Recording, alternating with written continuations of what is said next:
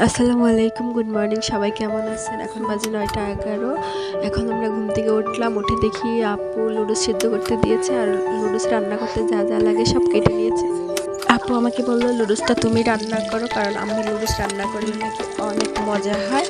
তাই আমি লুডুস রান্না বসিয়ে দিলাম। কড়াই একটু তেল দিয়ে, তেল গরম হওয়ার পর যা যা কেটে রেখেছিল সব দিয়ে দিলাম। এগুলো এখন একটু ভালো করে ভেজে নেব। এগুলো ভালোভাবে ভেজে নেওয়ার পর এখানে আমি একটা ডিম অ্যাড করে দেব।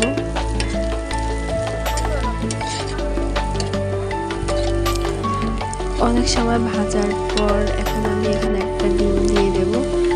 ডিম দেওয়ার পর ভালো করে ভেজে নেব।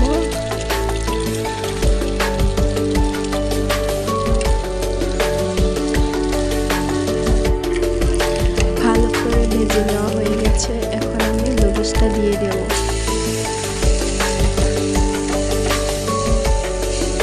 এখন আমি ধনিয়া পাতার সাথে লুডুসের মশলাটাও দিয়ে দেব।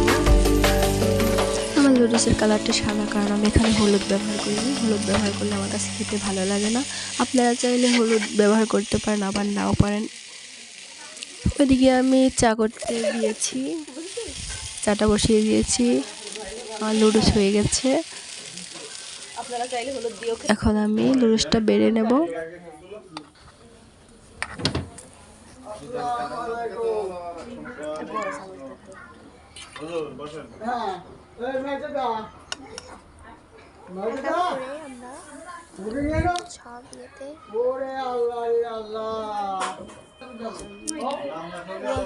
এদিকে আমার চাটাও হয়ে গেছে, লুডুস রেডি। এবার আমি চাটা ঢেলে নেব।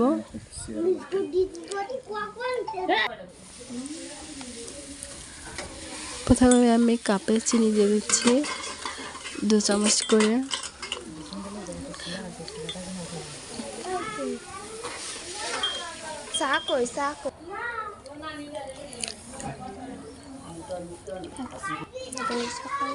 আমার চাটাও রেডি। আজকে সকালের নাস্তা এটাই ছিল, চার সাথে বিস্কিট। খেতে ইয়াম্মি। চাইলে আপনারা এভাবে খেতে পারেন। আজকের মতো টাটা, বাই বাই, আল্লাহ হাফেজ।